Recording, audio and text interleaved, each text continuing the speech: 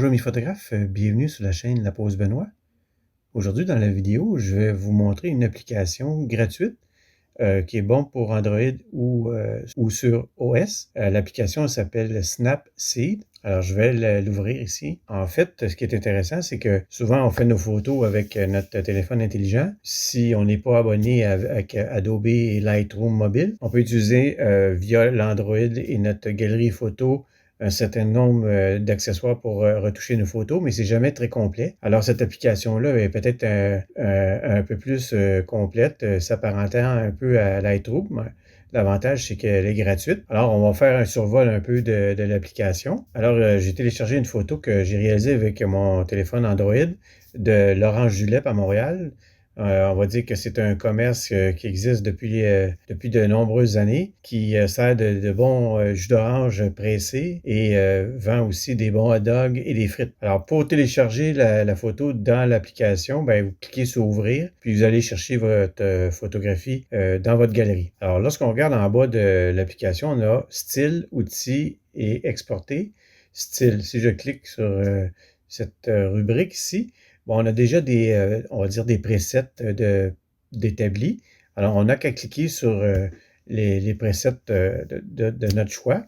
Je vous donne un exemple ici. Si on choisit Smooth, Pop, accentué, un peu plus doux. Vraiment, ici, c'est l'heure du matin. Et on a tout ce qui est retouche noir et blanc. Pour valider, on clique sur le crochet, mais moi ici, je vais peser sur le X pour retourner à ma photo. Alors, avant d'aborder la section outils, je vais aller en haut de l'application. Si on clique sur la première icône à gauche ici, on a les fonctions annuler et rétablir. Il va effacer les retouches qu'on a fait et revenir à la photo d'origine. Sinon, on a affiché les modifications. On a la photo originale. Le seul ajustement que j'ai fait, c'est la rotation de la photo. Adonnant qu'on a plusieurs retouches d'effectuer, par exemple luminosité, exposition, contraste, ils vont toutes s'afficher un après l'autre. Et puis, on a la possibilité d'éliminer seulement une couche à la fois si on veut aussi. Si maintenant on s'est trompé au niveau de l'exposition, on veut l'effacer, on peut le faire. Après, il y a le petit i ici. On a l'information de la date où la photo a été prise et également la résolution de la photographie. Les trois petits points ici, pour avoir accès aux paramètres, il y a accès aussi au didacticiel pour savoir comment le logiciel fonctionne, aide et commentaires. Maintenant, on va aller en bas, cliquer sur « Outils ». Alors, on a une palette très complète d'outils. Si on clique sur le premier, c'est la retouche d'image. Alors, en cliquant ici sur l'icône en bas, on peut avoir accès à la luminosité, le contraste, la saturation, l'ambiance, la clarté, les ombres et la chaleur. Ça, c'est lorsqu'on fait nos ajustements de façon manuelle. Sinon, ici en bas à droite, si on clique sur les paramètres qui sont ajustés automatiquement. On va revenir de façon manuelle. Là, ici, la luminosité a été réglée à plus 4. Vous avez simplement à mettre votre doigt sur la photographie puis glisser soit vers la gauche pour réduire la luminosité ou glisser vers la droite pour augmenter la luminosité. Puis là, si on choisit contraste, c'est le même principe. Sur une photo décontrastée, mais on va aller vers la gauche. Ainsi de suite. On va faire un dernier exemple, par exemple, avec la saturation. On revient dans « Outils ». Là, le prochain, c'est « Détails ». Alors, c'est la structure de la photo, plus soft, plus détaillée. Il y a aussi la netteté qu'on peut jouer. Il y a l'élément courbe aussi. Alors, on peut créer des points dans la zone des ombres au niveau de la luminosité. On a fait une courbe en S. On peut jouer aussi sur les couches de couleurs rouge, vert et bleu. Exactement comme on retrouve dans Affinity Photo ou Lightroom ou tout bon logiciel de retouche photo. Par la suite, on a la balance des blancs. On va refroidir la température au maximum ou on va la réchauffer. Et on peut également choisir la pipette puis venir sélectionner une zone pour avoir la bonne balance des blancs ici. Alors, notre balance des blancs est réglée avec la pipette. Sinon, on peut jouer sur la température ou la teinte. Le recadrage, on peut le faire de façon libre ou avec des formats préétablis. Par la suite, on a la rotation de la photo. Alors, la perspective, évidemment, c'est quand on utilise on fait de la photo d'architecture avec un grand angle, mais là, ça déforme les perspectives. On peut l'ajuster de façon horizontale et latérale ici. Alors, développer ici, si on dit blanc ou noir, le prochain outil, c'est développer. Voilà, on détermine la zone Après, on a les outils qui nous permettent d'agir seulement sur une zone pour la retouche. Alors, mettons, je veux agir sur mon bâtiment, ici l'orange.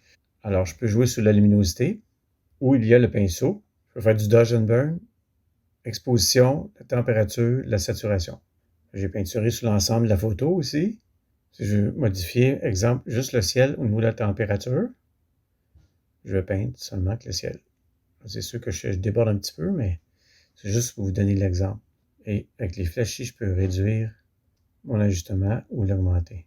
Il y a l'outil correcteur. Si par exemple, je veux enlever l'automobile ici, comme ça ici, ça me rajoute des personnages. Là, c'est pas précis. On peut toujours zoomer dans l'image. On a le rendu HDR. On a la possibilité de choisir fin ou intense. Ici, on a des presets pour donner un effet glamour ou on peut venir le régler manuellement ici. C'est un peu comme l'effet Horton. Contraste et tonalité. On agit sur les tons clairs, les tons moyens, les tons sombres. Protéger les ombres, protéger la clarté. Par exemple, si j'agis sur les tons clairs, on le voit dans le ciel là, ça modifie. Drame. Alors, c'est intensité du filtre. Et la saturation, on peut jouer aussi. Ancien. On a des presets ici où on peut ajuster encore une fois sur la luminosité, saturation, intensité du filtre, intensité de la vignette. Alors, il y a plusieurs filtres.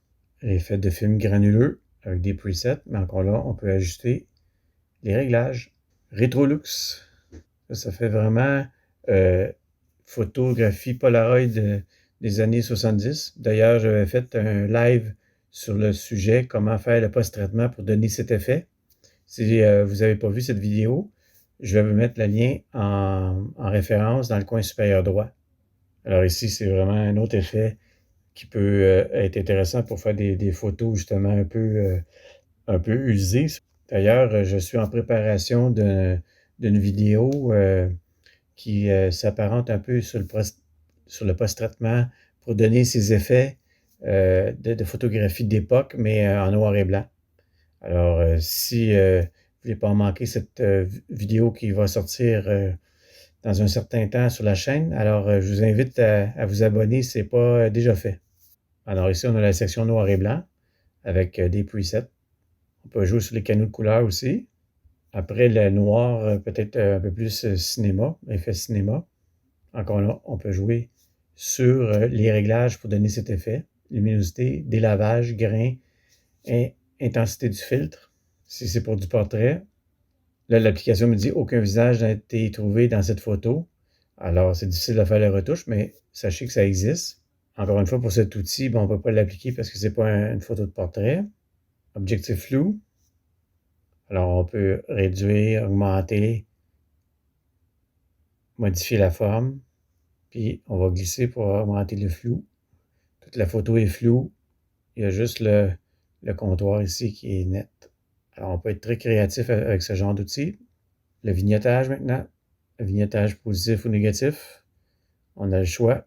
Ça, c'est intéressant. La double exposition. Alors, on n'a qu'à cliquer ici sur l'icône en bas pour aller chercher une autre photographie. Puis, ça va simuler la double exposition. Voilà, j'ai importé une deuxième photo. Puis, on peut jouer sur la transparence de la photo, éclaircir, ajouter, assombrir, soustraire, superposer, par défaut. Alors, c'est vraiment très, très intéressant pour la double exposition. On peut rajouter du texte avec différentes formes et ajouter des cadres. Et en terminant, bien, évidemment, une fois que vous avez terminé la retouche, on clique sur Exporter. On peut partager directement sur les réseaux sociaux, enregistrer, exporter, créer une copie de votre photo. Vous pouvez modifier les dimensions, le format et la qualité dans le menu des paramètres. Exporter au format. Voilà, c'est assez complet. Alors voilà ce qui termine cette vidéo sur cette application qui nous permet de faire de la belle retouche photo avec notre téléphone intelligent. Alors je vous invite à aller voir la liste de lecture où j'ai mis tous les tutos des applications pour téléphone intelligent. Ils sont toutes regroupés dans cette liste de lecture.